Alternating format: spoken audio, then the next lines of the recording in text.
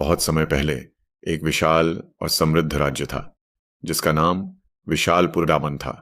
यहाँ का राजा विक्रमेदन अपनी न्यायप्रियता और वीरता के लिए प्रसिद्ध था, लेकिन इसके बावजूद एक रहस्यमयी बात थी जो राज्यवासियों को अक्सर रात के समय डरा देती थी। राजा विक्रम के महल में एक पुराना कमरा था जिसे कोई भी नहीं जानता था। ये कमरा हमेशा बंद रहता था। लोग कहते थे कि रात के समय इस कमरे से अजीब आवाजें आती हैं, अच्छी तरह से सुनने पर मानो कोई चुपके से मंत्र पढ़ रहा हो। राजा विक्रम की बेटी राजकुमारी मेघा, जो बहुत ही साहसी और बुद्धिमान थी, इस रहस्य को जानने के लिए बेहद उत्सुक थी। एक रात जब महल में सभी लोग सो रहे थे, राजकुमारी ने चुपके से उस कमरे का रास्ता खोजना शुरू किया।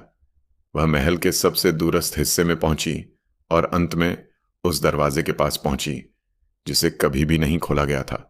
उसकी धड़कन तेज हो रही थी, लेकिन उसने खुद को संभाला। उसने दरवाजा धीरे से खोला और अंदर कदम रखा।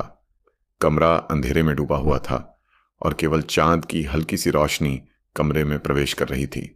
तभी अचानक कमरे के कोने में रखी एक पुरानी मेज के पास एक धुआं सा दिखाई दिया। राजकुमारी ने पास जाकर देखा। वह धुआं असल में एक किताब थी जो खुद ब खुद उड़ रही थी और उसमें से रहस्यमयी शब्द निकल रहे थे। क्या ये वही किताब है? राजकुमारी ने सोचा। अफवाहें थीं। उस पन्ने पर लिखा था, राज्य का भाग्य चांद की रोशनी में छुपा है और एक छाया इसका पीछा कर रही है। यदि इसे समय रहते न रोका गया तो विशालपुर का अस्तित्व समाप्त हो जाएगा। वह तुरंत राजा विक्रम के पास वापस लौटी और उसे इस रहस्य के बारे में बताया।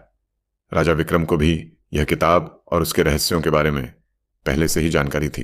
राजा विक्रम ने राजकुमारी को एक महत्वपूर्ण काम सौंपा।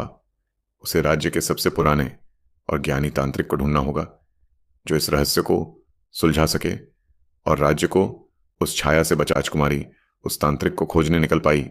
एक और रहस्य सामने आया। वह तांत्रिक, जिसका नाम था गिरधर, पहले कभी विशालपुर में आया था, लेकिन वह बिना किसी निशान के गायब हो गया था। अब उसकी तलाश एक नए डर का कारण बन गई थी।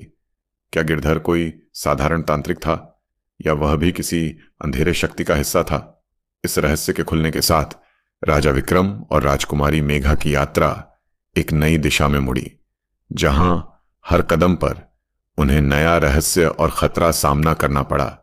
क्या वे समय रहते राज्य को बचा पाएंगे? और वह छाया कौन थी जो चांद की रोशनी में छिपी हुई थी? यह सवाल अब भी अनुत्तरित था।